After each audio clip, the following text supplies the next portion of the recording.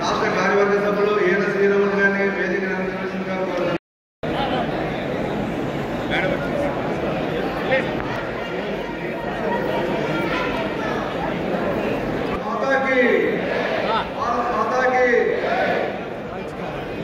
మన ఆంధ్ర రాష్ట్ర భారతీయ జనతా పార్టీ అధ్యక్షులైన అదే విధంగా వైజాగ్ టు చెన్నై ఏదైతే ఈ కారిడోర్ ఉందో ఇండస్ట్రియల్ కారిడార్లో ఇక్కడ వాటి ఎస్టాబ్లిష్మెంట్ అయిపోతే కనుక దగ్గర 1,80,000 మంది మన బిడ్డలకి ఇక్కడ ఉపాధి లభించేటువంటి అవకాశం ఉంటుంది అనేటువంటి విషయం ఇచ్చినట్లయితే డెఫినెట్ గా ఇది త్వరితగతినే దాన్ని పూర్తి చేసుకునేటువంటి అవకాశం ఉంటుంది అని చెప్పి మనం గుర్తుంచుకోవాలి.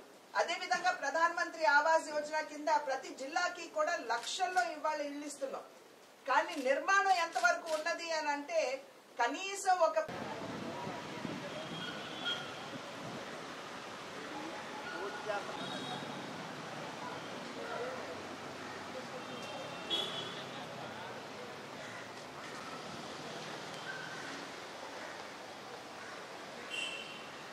పడుతున్నటువంటి నేపథ్యంలో ఇవాళ కేంద్ర ప్రభుత్వం దాన్ని సెంటర్ ఆఫ్ ఎక్సలెన్స్ గా గుర్తించి ఇవాళ అక్కడ కావాల్సినటువంటి సైకాట్రిస్ట్ డాక్టర్స్ కావచ్చు, నర్సులు కావచ్చు, ఇతర నైపుణ్య సిబ్బంది కావచ్చు, వారందరినీ కూడా కేంద్ర ప్రభుత్వం ఇవాళ దాన్ని ఇక్కడ విశాఖపట్నంలో గుర్తించడం అనేది మనం అందరం కూడా స్వాగతించవలసినటువంటి విషయం.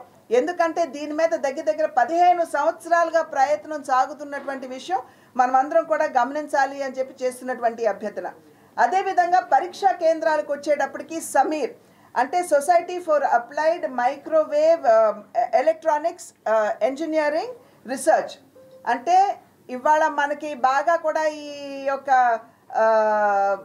సెల్ ఫోన్స్ ఇవన్నీ కూడా వాడకం పెరుగుతున్నటువంటి సందర్భంలో ఆ మైక్రోవేవ్స్ యొక్క ప్రభావం ఏ విధంగా పర్యావరణం మీద ఉంటుంది, ఏ విధంగా వాటిని మనం తగ్గించుకోవచ్చు, వాటి యొక్క దుష్ప్రభావం ప్రజల యొక్క ఆరోగ్యం మీద పడకుండా మనం ఏ రకంగా ముందుకు వెళ్ళొచ్చు అనేటువంటి వివిధ అంశాల మీద దృష్టి సారిస్తూ ఈ సమీర్ని ఇక్కడికి ఇవ్వడం జరిగింది.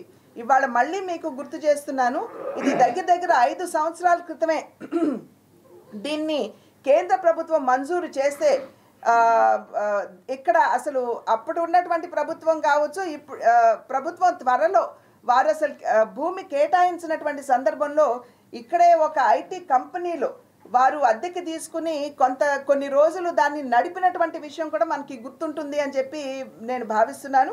అయితే ఇవాళ ఇది సమర్థవంతంగా అక్కడ కొనసాగుతున్నటువంటి నేపథ్యం.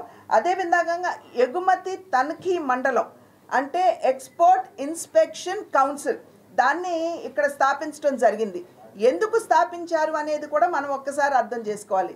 ఇక్కడ నుండి చాలా వరకు కూడా ఆక్వా ఎగుమతి జరుగుతున్నటువంటి సందర్భంలో చేపలు కావచ్చు, రొయ్యలు కావచ్చు, లేకపోతే ఈ ఏంటవి క్రాబ్స్ పీతలు కావచ్చు, వాటన్నీ ఎగుమతి జరుగుతున్నటువంటి సందర్భంలో సాధారణంగా యాంటీబయాటిక్ అవశేషాలు ఉన్నాయని ఒకసారి, లేకపోతే రోగం వచ్చిందని చెప్పి ఒకసారి వాటిని తిరస్కరిస్తూ మన ఎక్స్పోర్ట్స్ మీద దాని యొక్క దుష్ప్రభావం పడుతున్నటువంటి సందర్భంలో ఈ ఎక్స్పోర్ట్ ఇన్స్పెక్షన్ కౌన్సిల్ని ఇక్కడ స్థాపించి ఇక్కడ ఉన్నటువంటి ఆక్వా రైతులకి ఏ విధంగా కేంద్ర ప్రభుత్వం సహకరిస్తుంది అనేటువంటి విషయాన్ని ప్రతి ఒక్కరూ గమనించాలి అని చెప్పి చేస్తున్నటువంటి అభ్యర్థన. అదే high viewers, Vizag vision channel ని సబ్స్క్రైబ్ చేసుకోండి. మా ఛానల్ అందిస్తున్న జాతీయ అంతర్జాతీయ స్థాయి వార్తా విశేషాలు నోటిఫికేషన్స్ కోసం ఇక్కడ కనిపిస్తున్న బెల్ ఐకాన్ ని క్లిక్ చేయండి.